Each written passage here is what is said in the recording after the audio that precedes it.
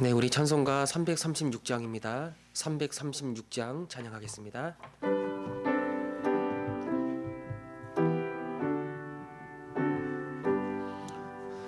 환난과 핍박 중에도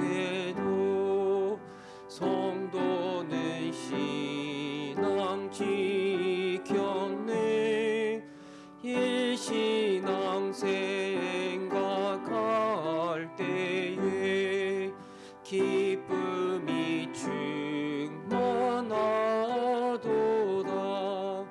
성도의 신앙 따라서 죽도록 충성하겠네.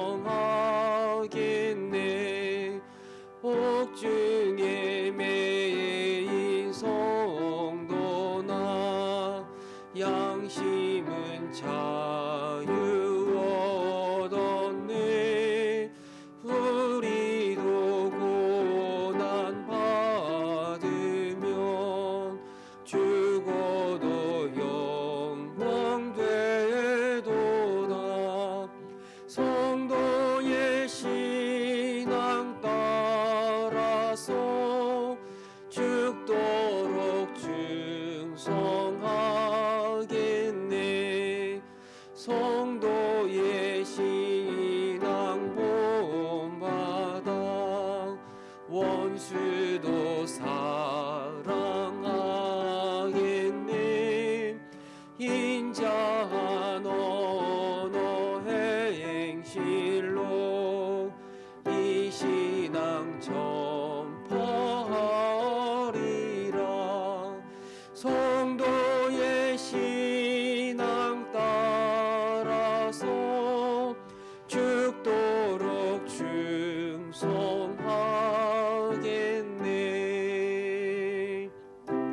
아멘.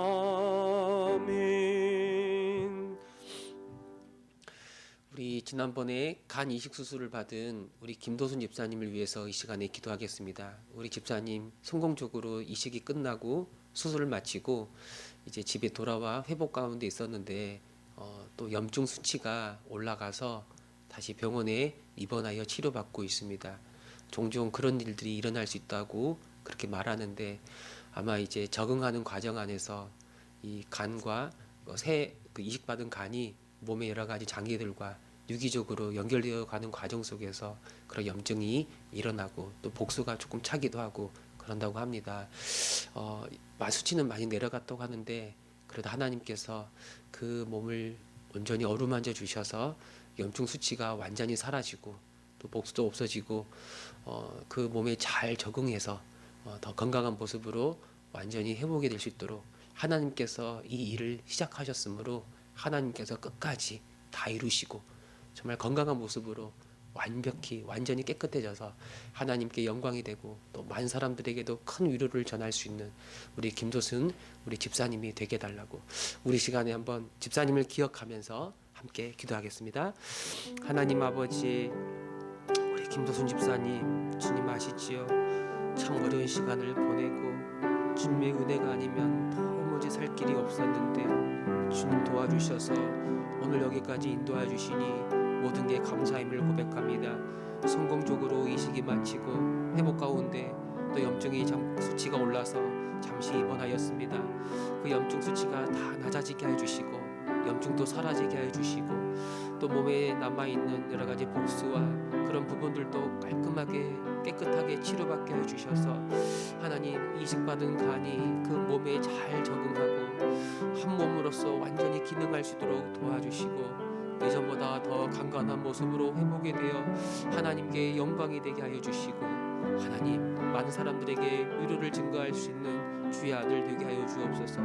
주님이 이 일을 시작하셨으므로 이 일을 끝내시는 분도 하나님이심을 믿습니다.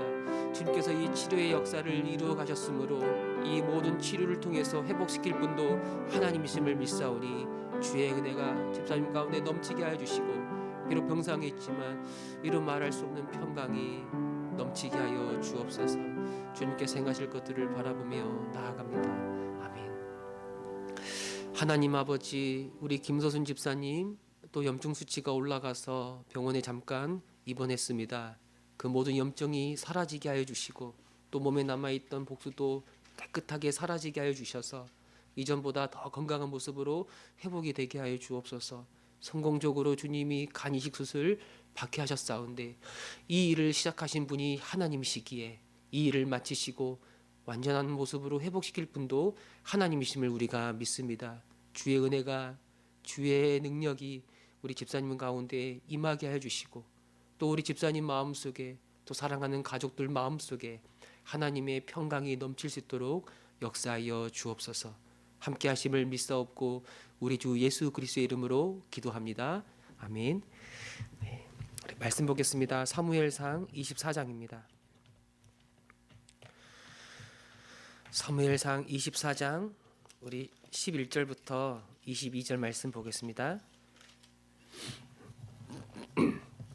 사무엘상 24장 11절에서 22절 말씀 우리 한 절씩 교독하겠습니다.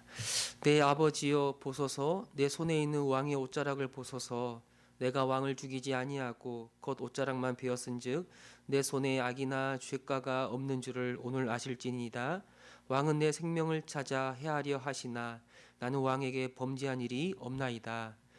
여호와께서는 나와 왕 사이를 판단하사 여호와께서는 나를 위하여 왕에게 보복하시려니와 내 손으로는 왕을 해하지 않겠나이다. 예 속담에 말하기를 악은 악인에게서 난다 하였으니 내 손이 왕을 해하지 아니하리이다.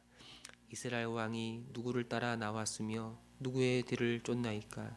죽은 개나 벼룩을 쫓음이니이다. 그런즉 여호와께서 재판장이 되어 나와 왕 사이에 심판하사 나의 사정을 살펴 억울함을 풀어주시고 나를 왕의 손에서 건지시기를 원하나이다 하니라. 다윗이 사울에게 이같이 말하기를 마침에 사울이 이르되 내 아들 다윗아 이것이 내 목소리냐 하고 소리를 높여 울며 다윗에게 이르되 나는 너를 학대하되 너는 나를 선대하니 너는 나보다 의롭도다. 내가 나 선대한 것을 오늘 나타냈나니 여호와께서 나를 내 손에 넘기셨으나 내가 나를 죽이지 아니하였도다. 사람이 그의 원수를 만나면 그를 평안히 가게 하겠느냐? 내가 오늘 내게 행한 일로 말미암아 여호와께서 내게 선으로 갚으시기를 원하노라. 보라, 나는 내가 반드시 왕이 될 것을 알고 이스라엘 나라가 내 손에 견고히 설 것을 아노니 그런즉 너는 내 후손을 끊지 아니하며 내 아버지의 집에서 내 이름을 멸하지 아니할 것을 이제 여호와의 이름으로 내게 맹세하라 하니라. 다윗이 사울에게 맹세하매 사울은 집으로 돌아가고 다윗과 그의 사람들은 요새로 올라가니라. 아멘. 다윗은 그 용변을 보기 위해 홀로 굴속으로 들어간 이 사울을 얼마든지 죽일 수가 있었습니다. 그러나 아무리 사울이 악한 사람이고 그를 죽이려 하는 사람이고 하나님의 뜻을 거역하는 사람이라고 하더라도 그래서 그를 죽여도 된다라는 명분이 있다고 하더라도 사울은 여호와의 기름 부음 받은 하나님의 사람 그리고 이스라엘의 왕이었기 때문에 그를 치는 것, 그를 죽이는 것은 하나님을 대적하는 것이라고 생각했던 거예요. 그를 죽일 수 있는 것, 이제 이 모든 도망자의 삶을 청산할 수 있는 그 종지부를 끊을 수 있는 그런 상황이나 환경의 길이 열렸지만 다윗은 그 상황보다 하나님의 뜻과 하나님의 말씀으로 자기를 통제하고 그 원수 갚는 것을 하나님께 맡기고 있는 거예요. 다윗이 사울에게 이야기합니다. 하나님이 오늘 당신을 죽일 기회를 나에게 열어주셨지만 나는 여호와의 기름 부음 받은 자를 해하지 않았습니다. 그렇게 고백하는 거예요. 그 왕은 사울은 자기를 잡아 죽이기 위해 3,000명이나 되는 그 특공대원들을 이끌고 여기까지 내려왔지만 자기는 왕에게 죽임을 당할 이유가 전혀 없습니다. 라고 분명하게 이야기하는 거예요. 내가 왕에게 범죄했고 그리고 내가 왕을 대적하고 있다면 오늘 내가 당신을 죽일 수 있는 이 기회를 그냥 넘어갈 수 있었겠습니까? 내가 당신을 대적하는 마음이 있었다면 그리고 내가 한 번이라도 당신에게 범죄한 일이 있었다면 저는 오늘 이 기회를 그냥 지나가지 않고 죽일 것이었는 당신을 죽일 것이었지만 나는 범죄하지 않았고 나는 당신을 오늘 해하려고 하지 않았습니다라고 자신의 결백을 사울에게 말하는 거예요. 그저 그의 고도자락을 배웠을 뿐이에요. 사실 이 사울의 옷을 베어간 것도 다윗에게는 그 마음에 굉장한 찔림이 될 정도로 이 사울을 향한 다윗의 마음은 복수가 아니라 그를 선대하고 그를 용서하려는 마음이 있었던 거예요.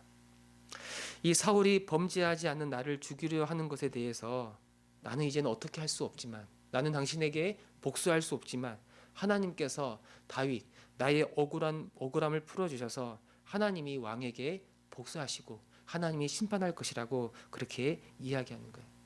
다윗이 얻어 속담을 인용합니다. 악은 악인에게서 난다.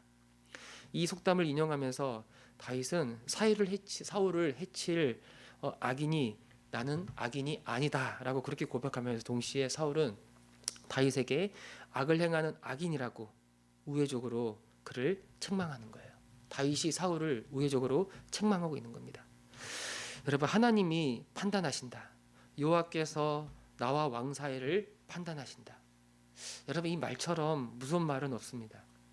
사람의 판단이나 사람의 결정에는 항상 실수가 있고 거기엔 우리의 감정이 따라가고 모든 일을 정확하게 판단하고 분석하고 평가할 수 있는 지식이 우리에게는 없다는 거예요. 오직 하나님만이 절대적인 기준과 객관적인 말씀으로 사람들의 마음과 행동의 모든 것들을 정확하게 바라보시고 결국엔 그것을 드러내시고 결국엔 하나님이 그들을 판단하시는 거예요. 그래서 다윗은 하나님께서 자기의 억울함을 풀어줄 것이라고 확신하는 거예요. 하나님이 다윗과 사울 사이의 심판자가 되셔서 결국엔 이 다윗을 왕의 손으로부터 건져 주실 것이라고 그렇게 믿는 겁니다. 여러분, 우리가 억울한 일을 당할 때 어떤 마음이 일어나면 보복하고 싶은 마음이 우리 안에 일어나는 거예요. 그게 사람의 본성이지 않습니까? 그러나 우리는 정말 제대로 복수할 수 있을까? 정말 악의 문제를 정확히 판단하고 분석해서 거기에 응당한 합당한 판결을 내리고 정말 공의를 실현할 수 있을까? 사실 우리는 복수하려고 할 때 거기에 이미 우리의 감정과 우리의 연약함이 실려 있어서 온전한 복수, 완전한 판결을 내릴 수가 없는 거예요. 전후 관계 또 여러 가지 사정들을 온전히 꿰뚫어 보면서 정말 정확하게 판단할 수 있는 분은 하나님밖에 없는 거예요. 하나님밖에 없는 거예요. 그렇다면 하나님이 결국 심판자가 되셔서 이 악인들을 재판하시고 결국 의인들의 그 억울한 마음을 하나님께서 신원해 주시는 겁니다. 그래서 여러분, 하나님이 우리의 심판자가 된다는 사실, 하나님은 공의로운 분으로서 우리의 모든 것들을 정확히 알고 계시고 모든 마음과 모든 생각과 모든 행동을 다 드러내셔서 심판하시는 것, 하나님이 심판하신다. 이것이 주를 믿는 의인들의 유일한 소망이 된다고 말할 수가 있는 거예요. 그러나 또 한편에서 하나님이 우리의 심판자가 되신다면 우리의 모든 것 역시도 다 드러나지 않겠습니까? 우리가 사람들 앞에서는 얼마든지 속일 수 있어요. 내가 괜찮은 사람인 것처럼 행세할 수 있고 착한 마음, 선한 마음을 가진 것처럼 우리를 꾸밀 수가 있어요. 그러나 하나님 앞에서는 어떻습니까? 우리는 하나님 앞에서 정말 괜찮습니까? 우리 마음과 우리의 생각과 우리 모든 것들을 감찰하시는 하나님 앞에서 우리는 어떠한가? 그래서 여러분, 하나님께서 결국 우리를 심판하신다 이 말씀은 한편에선 억울한 일을 당한 하나님의 신실한 백성들에게 큰 위로가 되고 소망이 되지만 또 한편에서는 하나님께 우리의 마음을 고백하고 하나님께 회개하고 우리의 모든 죄와 악에서 돌이켜야 하는 아주 큰 두려움이 우리에게 되는 겁니다. 이 사울은 이 다윗의 말을 듣고 그 손에 들려있는 자신의 옷자락을 보면서 그의 손에 다윗이 잡고 있는 자기 옷자락을 보면서 그 마음이 녹아내리는 거예요. 다윗의 이런 진심 어린 말과 행동이 사울의 그 악한 마음을 녹이고 회개를 불러일으키는 겁니다. 그리고 사울은 아주 큰 소리로 높여 우는데 그 울음의 의미가 무엇인가? 먼저는 자신의 죄에 대한, 자신의 그 악한 행실에 대한 어떤 뉘우침이라고 말할 수 있겠고, 또 사울은 다윗을 학대했죠. 그러나 다윗은 사울을 선대해서 그를 그냥 보냈다는 사실에 대한 아주 부끄러운 그런 마음의 눈물이었다고 말할 수가 있어요. 사울은 다윗이 반드시 이스라엘의 왕이 될 것을 알고 있고, 다윗이 세우고 다윗이 다스리는 이스라엘이 아주 견고하게 설 것이라고 그렇게 말하고 있습니다. 그 아들 요나단이 다윗을 인정했던 것처럼 이젠 사울 역시도 다윗이 이스라엘의 왕이 될 것을 내다보고 인정하는 거예요. 그리고 이때 사울이 다윗에게 한 가지를 부탁합니다. 자기 후손들에게 복수하지 말라고, 우리 집안을 멸하지 말라고 구하는 거예요. 이 고대 사회에서 이 새로운 왕이 등극하면 그 이전에 그 왕의 자손들을 죽이는 일이 굉장히 많았죠. 막 그 권세와 그 권력의 위협이 되는 존재들이었기 때문에. 근데 그렇게 하지 말아달라고 부탁하는 거예요. 다윗은 사울에게 내가 당신의 사람들의 복수하지 않겠습니다. 그렇게 맹세하고 하나님께 맹세하고 이제 각자의 길로 돌아가게 되는 거예요. 여러분, 악을 선으로 갚는다는 것, 원수에게 보복하지 않고 오히려 그에게 은혜를 베푸는 일은 정말 가능할까? 그게 가능할까?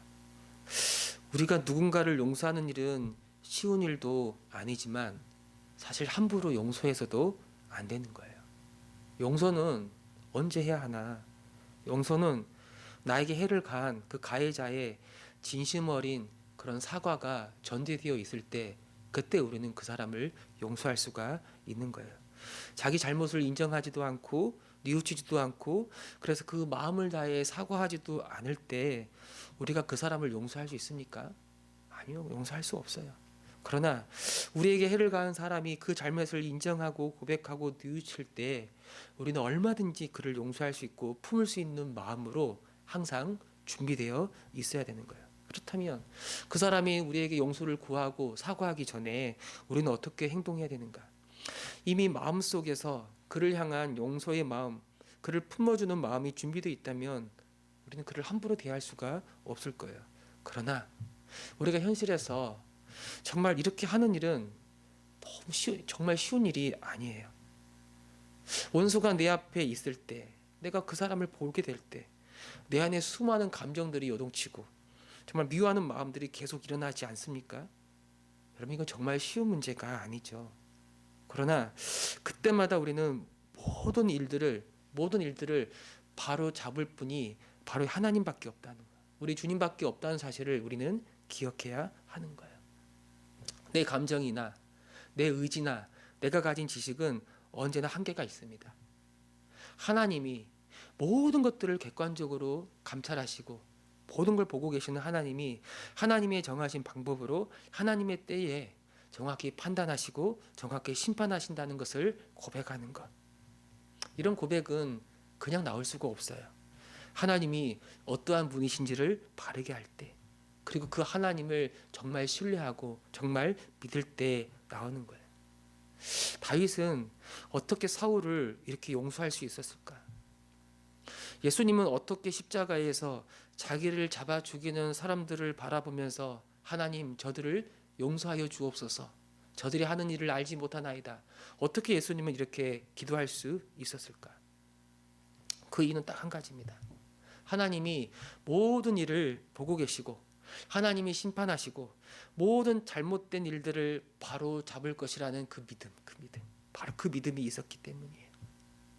여러분, 오늘 우리의 모든 삶을 하나님이 보고 계시고 이 세상에 일어나는 수많은 악의 문제에 대하여 하나님은 반드시 심판하신다는 거예요. 지금 당장 내가 살아있는 동안 그 모든 악한 일들에 대한 하나님의 심판이 공의롭게 일어나지 않는 것처럼 보인다 할지라도 역사의 주가 되시는, 온 세상의 주가 되시는 하나님, 그 공의로운 주님께서 이 모든 어그러진 일들을 결국에는 바로 잡을 겁니다.